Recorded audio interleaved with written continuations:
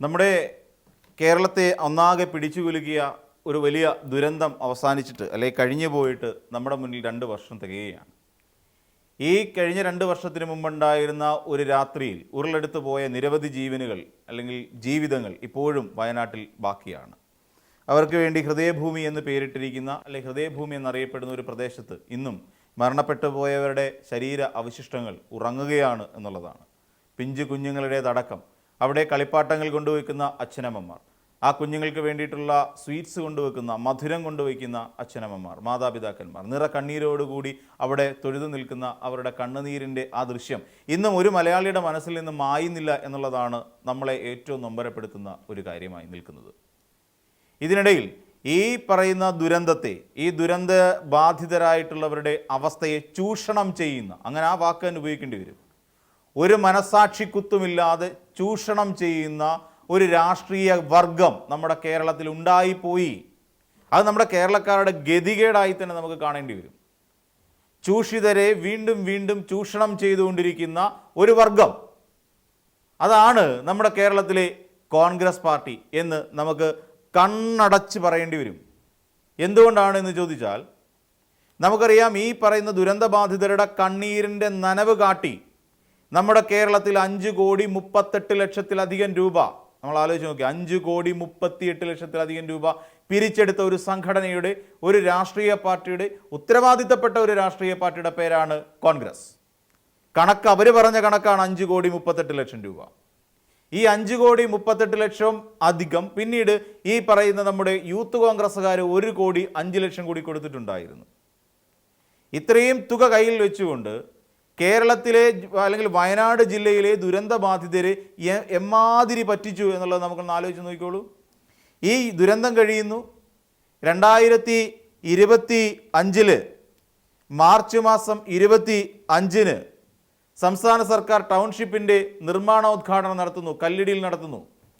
ആ ചടങ്ങിൽ അന്നത്തെ പ്രതിപക്ഷ നേതാവായിരുന്ന VD സതീശൻ അവർകൾ ഉണ്ടായിരുന്നു. അദ്ദേഹം ഇന്ന് മുഖ്യമന്ത്രിയാണ്.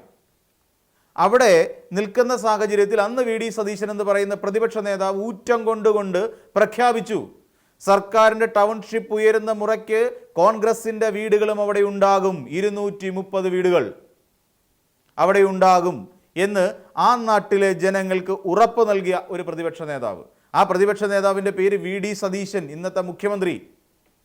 ആ അതേ പ്രതിപക്ഷ നേതാവ് തന്നെ പല ആവർത്തി ഞങ്ങൾ 100 വീട് വെച്ചു, അവർ 100 വീട് വെച്ചു, ഇവർ 100 വീട് വെച്ചു, മറ്റവർ 30 വീട് വെച്ചു. ഇപ്പം എത്രയായി? മൊത്തം 230. അതാ പറഞ്ഞ 230 വീടായില്ലേ, ആകെ വേണ്ടത് ഇത്ര മതി എന്ന് പറഞ്ഞുകൊണ്ട് ജനങ്ങളെ കബളിപ്പിച്ച ഒരു പ്രതിപക്ഷ നേതാവ് ഇന്ന് മുഖ്യമന്ത്രിയാണ്. ആലോചിച്ച് നോക്കൂ, ജനങ്ങളെ കബളിപ്പിച്ച പ്രതിപക്ഷ നേതാവ്. നമ്മുടെ ജനങ്ങളുടെ ഒരു മാനസിക പ്രശ്നത്തിൻ്റെ ഒരു കാര്യം കൂടിയാണ്. ടൗൺഷിപ്പ് ഉയരുമ്പോൾ അവിടെ സർക്കാരിൻ്റെ വീട് പൂർത്തിയാകുമ്പോൾ അവിടെ കോൺഗ്രസിൻ്റെ വീടുണ്ടാകും എന്ന് പറഞ്ഞ ഒരു യൂത്ത് കോൺഗ്രസ് നേതാവ് ഉണ്ട്. അദ്ദേഹം ഇന്ന് യുവജനക്ഷേമ വകുപ്പ് മന്ത്രിയാണ്. ആ മന്ത്രിയുടെ പേര് OJ ജനീഷ് എന്നാണ്. സർക്കാരിൻ്റെ വീട് വരുമ്പോൾ അവിടെ യൂത്ത് കോൺഗ്രസിൻ്റെയും വീടുണ്ടാകും. ഇവിടെ പല ആവർത്തി പറഞ്ഞിട്ടുണ്ട്, അടുത്ത മാസം ലോട്ടറി കച്ചവടം പോലെയാ. അടുത്ത മാസം രാഹുൽ ഗാന്ധി വന്ന് തറക്കല്ലിടും. ഏറ്റവും ഒടുവിൽ കഴിഞ്ഞ 2025 ഓഗസ്റ്റ് മാസം മുതൽ പറയാൻ തുടങ്ങി. എന്നിട്ട് ഏറ്റവും ഒടുവിൽ തെരഞ്ഞെടുപ്പിന് മുന്നോടിയായി 2026 ഫെബ്രുവരി മാസം 26 തീയതി ഒരാൾ വരുന്നു, രാഹുൽ ഗാന്ധിയും പ്രിയങ്ക ഗാന്ധിയും ഇവിടെ കയറി വരികയാണ്.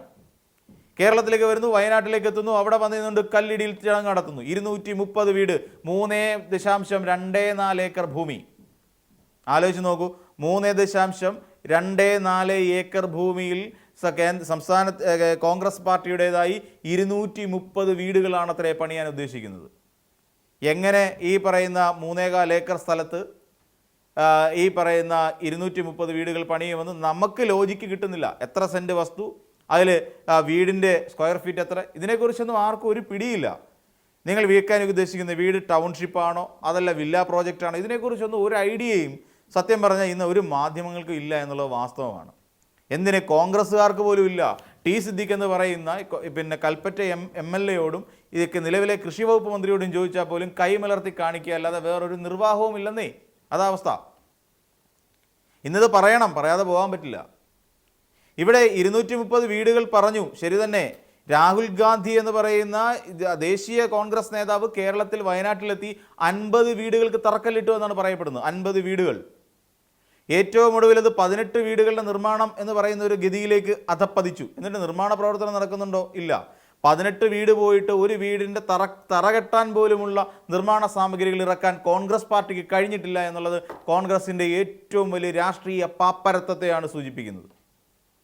രാഷ്ട്രീയ പാപ്പരത്വം എന്ന് തന്നെ പറയാം. മാനുഷികതയില്ലായ്മ, മനുഷ്യത്വമില്ലായ്മ. അപ്പോൾ നമുക്ക് ചോദിക്കേണ്ട ഒരു ഈ 5,38,00,000 രൂപ എന്ന് പറയുന്ന കണക്ക് പറഞ്ഞാൽ സണ്ണി വക്കീൽ പറയണമെന്നേ, ഈ തുക ആരുടെ വായിലേക്കാണ് പോയത് എന്നുള്ള കാര്യം.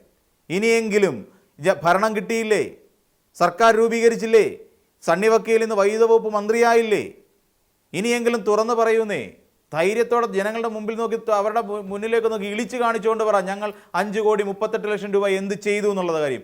ആരൊക്കെ ആരുടെയൊക്കെ വായിലേക്ക് പോയിട്ടുണ്ട് എന്നുള്ള കാര്യം തുറന്നു പറയൂ. സണ്ണി വക്കീൽ ഇനിയെങ്കിലും ആ ഒരു മര്യാദ കാണിക്കണം. KPCC അധ്യക്ഷ സ്ഥാനത്ത് നിന്ന് ഏത് നിമിഷവും തെറിച്ചേക്കാം. അതിനു മുമ്പെങ്കിലും സത്യം തുറന്ന് പറയണം. ആ തുക എവിടെ പോയി? മന്ത്രിയായില്ലേ OJ ജനീഷേ? മന്ത്രിയായ സാഹചര്യത്തിൽ OJ ജനീഷ് ഇനിയെങ്കിലും പറയൂ, ഞങ്ങൾ പിരിച്ചുവെന്ന് നിങ്ങൾ പിരിച്ചുവെന്ന് നിങ്ങൾ അവകാശപ്പെടുന്ന 1,05,00,000 രൂപ ഇപ്പോഴും ബാങ്ക് അക്കൗണ്ടിൽ ഉണ്ടോ, അതോ ആരുടെയൊക്കെ ഗർഭം കലക്കാൻ വേണ്ടി കൊടുത്തു എന്നുള്ള കാര്യവും OJ ജനീഷ് വ്യക്തമാക്കാമോ? ഇനി പറഞ്ഞോളൂ. കാര്യം ഭരണം കിട്ടിക്കഴിഞ്ഞു. 5 വർഷത്തേക്ക് കേരളത്തിലെ ജനങ്ങളെല്ലാം പൊട്ടന്മാരായി കഴിഞ്ഞു, മണ്ടന്മാരായി കഴിഞ്ഞു. ഇനി ധൈര്യമായിട്ട് തുറന്ന് പറയാം.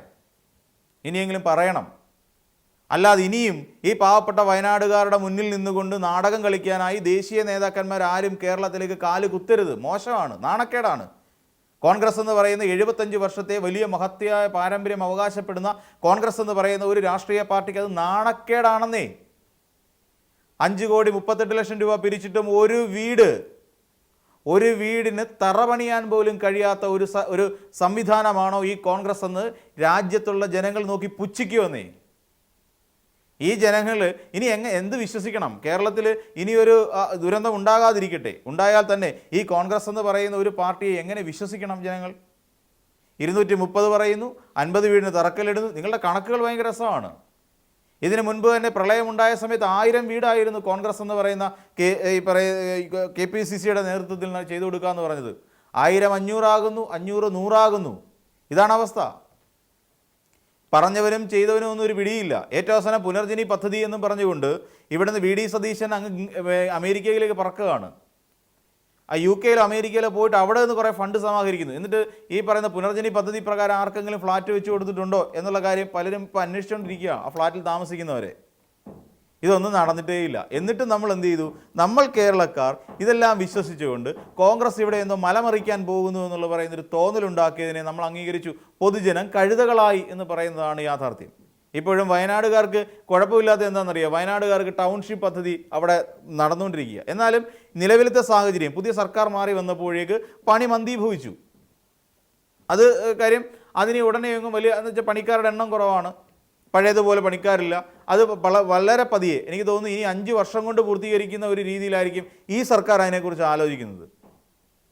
കാരണം അത് നേരത്തെ തന്നെ കാര്യങ്ങളെല്ലാം ഒരാളെങ്കിൽ ലേബർ സർവീസ് സൊസൈറ്റിയുമായി ബന്ധപ്പെട്ടുകൊണ്ട് കാര്യങ്ങളിങ്ങനെ ചെയ്തു വെച്ചതല്ലേ. ഇനി ഇതിൽ നിന്ന് പ്രത്യേകിച്ചൊന്നും കിട്ടാനില്ല. 5 കോടി കിട്ടി, ഇനി വേണമെങ്കിൽ ഒരു പിരിവ് കൂടി നടത്തും. ഞങ്ങൾ ഈ പറയുന്ന വയനാടുകാർക്ക് പുനരധിവാസത്തിന് വേണ്ടി വീട് വെച്ച് കൊടുക്കാനാണെന്ന് പറഞ്ഞുകൊണ്ട് വീണ്ടും ഒരു പിരിവ് കൂടി നടത്തുന്നതിന് കോൺഗ്രസിന് KPCCക്ക് ഒരു മടിയില്ല. കാരണം എന്താ? സ്വന്തം മുതിർന്ന നേതാവായ K കരുണാകരൻ്റെ സ്മാരക മന്ദിരം നിർമ്മിക്കാൻ വേണ്ടി 4ാമത്തെ തവണ പിരിവെടുക്കാൻ പോകുന്ന പാർട്ടിയാണ് കോൺഗ്രസ് പാർട്ടി. അപ്പോൾ സ്വാഭാവികമായിട്ടും ഈ വയനാട് ചൂരൽമലയിൽ ഉള്ള ആ പാവപ്പെട്ട ജനങ്ങളെ സഹായിക്കാൻ എന്നുള്ള വ്യാജേന ഇനിയും പിരിവെടുക്കുന്നതിന് യാതൊരു മടിയും കോൺഗ്രസിന് കാണിക്കേണ്ട ആവശ്യമില്ല. അതിനുള്ള ഉളുപ്പ് തൽക്കാലം ആ പാർട്ടിക്കില്ല എന്നുള്ളതാണ് യാഥാർത്ഥ്യം. അപ്പോൾ എന്തു തന്നെയാണെങ്കിലും പറ്റിക്കപ്പെട്ട ജനങ്ങൾ എപ്പോഴും പറ്റിക്കപ്പെട്ട ഒരു അവസ്ഥയിൽ തന്നെ കഴിയുകയാണ് 2 വർഷം കഴിഞ്ഞിട്ടും. ഇനിയെങ്കിലും കോൺഗ്രസ് എന്ന് പറയുന്ന ഒരു സംവിധാനത്തെ വിശ്വസിച്ച് കൂടാതിരിക്കുക ദുരന്തബാധിതരെ എന്ന് മാത്രമേ നമുക്ക് പറയാനുള്ളൂ.